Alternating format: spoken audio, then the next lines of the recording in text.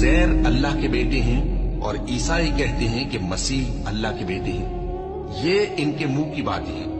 पहले काफिर भी इसी तरह की बातें कहा करते थे। ये भी उन्हीं की रीस करने लगे हैं।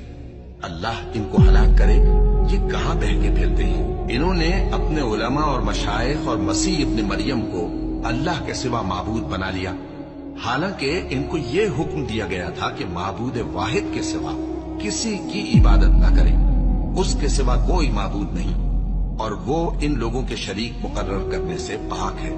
ये चाहते हैं कि अल्लाह के नूर को अपने मुंह से फूंक मारकर बुझा दे, और अल्लाह अपने नूर को पूरा किए बगैर रहने का नहीं, अगरचे काफिरों को बुरा ही लगे।